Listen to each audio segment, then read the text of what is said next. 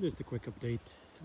I've been away for about 2 weeks there doing a really nice hiking trip. So a remote trip up north, even further north than here.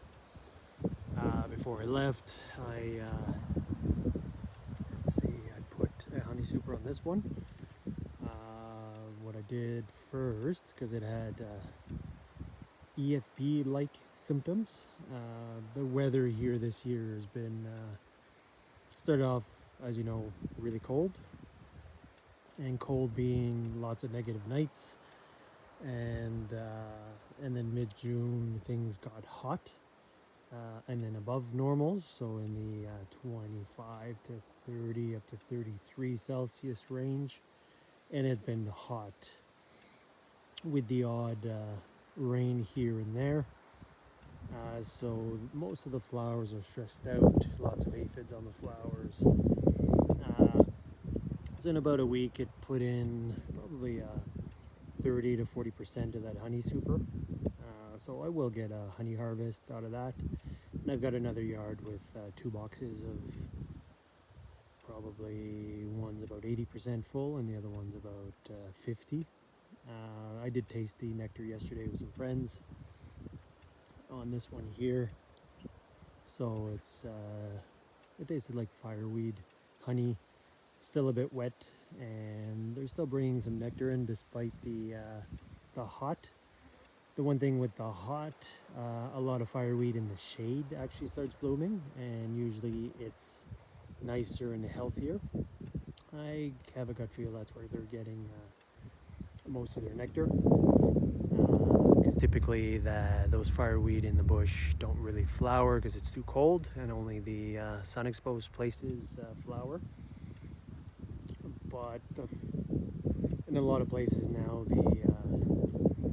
the fireweed is actually starting to throw seeds. Leaves are starting to yellow slowly. So where are we today? The 5th, I think, August, and which is typical. So I'm gonna leave my honey supers on for about another week.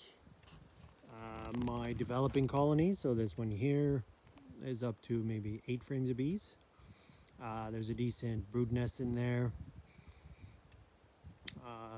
Every colony, the bigger colonies are taking about 2 pounds of pollen per 10-day pollen patty, and the little ones are taking about a pound a week.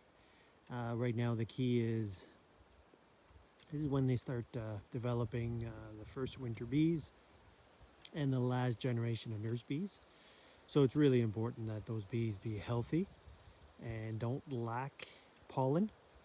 So yesterday on this bigger colony there, I was counting incoming foragers, and I'd say probably 1 to 2 out of 10, 15 bees was carrying pollen, and the rest looked like nectar. So hence the reason at this time of year I always throw on pollen patties. Worst thing that can happen is they don't eat it, but they're clearly eating it. And I think the EFB-like symptoms I've been getting is basically because of the hot dry. So temperatures dropped to, or actually the humidity dropped to mid-teens, so about 15% humidity, relative humidity, at temperatures close to 30. It's really, really dry air. So I have a feeling the bees were just stressed out. Poor pollen coming in, poor nutrition. So what I typically do, I pull my honey supers off and I throw on some light liquid feed, 1-to-1 or lighter.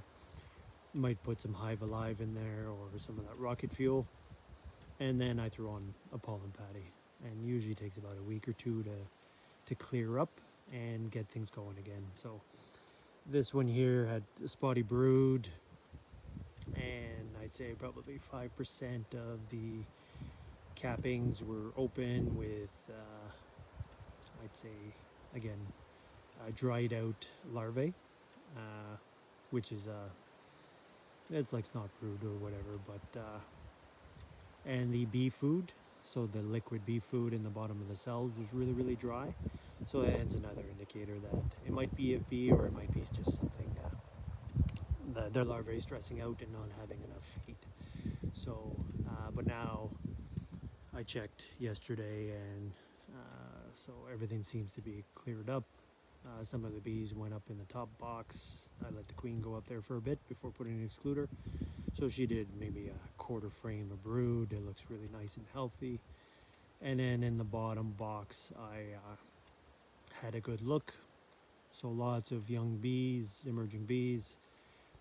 Most of that snottiness is out of it now, and there's two frames that were side to side eggs with small developing larvae. So what I did is a couple days ago I pushed the queen down into the bottom box and then put the excluder on so that the queen starts developing the nest down there, and then in about a week's time I'll pull the honey super, and then I'll start light feed, probably a couple liters of 1-to-1 just to get the bees going on their feed.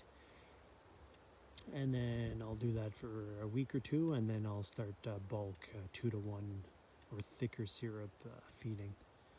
And then winter is going to be here already, so that's my typical cycle.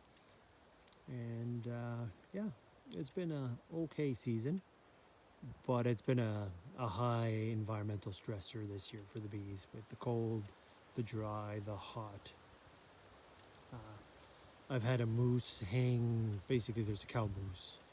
Pretty much I see patterns in the grass there where she's sleeping around here, and she's pretty much decimated all the fireweed in the area. And I've had a porcupine pretty much hang out here all summer too. So the bees have to go a bit further to get their food, which is fine. It's part of the business. Cheers.